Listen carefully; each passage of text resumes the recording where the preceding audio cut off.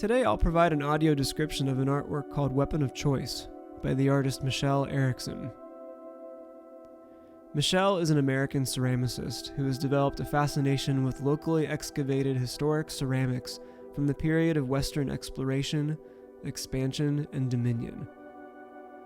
She researches and masters their historic techniques and forms, then references these to create objects that reflect on political, social, and environmental issues with footing in the past and the present. Weapon of Choice is made up of two objects, one stacked on top of another. A fuel nozzle pierced through a human skull on top, and a brick impressed with fossilized shells on the bottom. The whole artwork measures at 13 inches by 18.5 inches by 9 inches. The fuel nozzle is 18 inches by 5 inches by 9 inches. The brick is 7.5 inches by 4 inches by 3.5 inches. Let's focus on the fuel nozzle first. It's cast in porcelain with a soft white color for a base. It's painted with a wavy blue underglaze decoration that is reminiscent of the dragon and patterns of ceramics from the Chinese Ming Dynasty, which was in power from 1368 to 1644.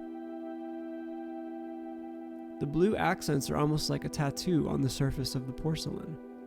The handle of the fuel nozzle has mostly blue designs on the top and loose strokes of brown on the sides and underneath that create an inscription that reads, "Made in China."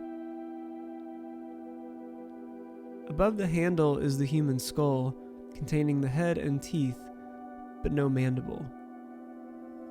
The dragon underglaze stretches across the forehead and brow, undulating over the rest of the skull. The top part of the nozzle pokes through the top of the skull's head, with the same ribbed texture as a nozzle that you would find at a gas station. Supporting the nozzle is the brick. It's made of a reddish-brown earthenware. It's lumpy and slightly longer at the base, almost as if someone packed this by hand into a shape of a brick and then fired it into a kiln. All along the sides are the indentations of seashells. One of the more visible imprints is in the top right corner of the brick, with vague traces of other shell patterns along the other sides of the brick. Erickson used the same Virginia clay body and methods that were common in the colonial period of American history. Weapon of Choice addresses our reliance on fossil fuels and the cycles and global consequences of this dependency.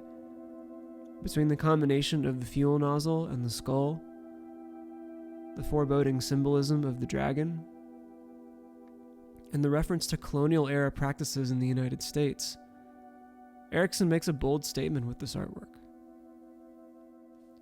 What is it expressing to you?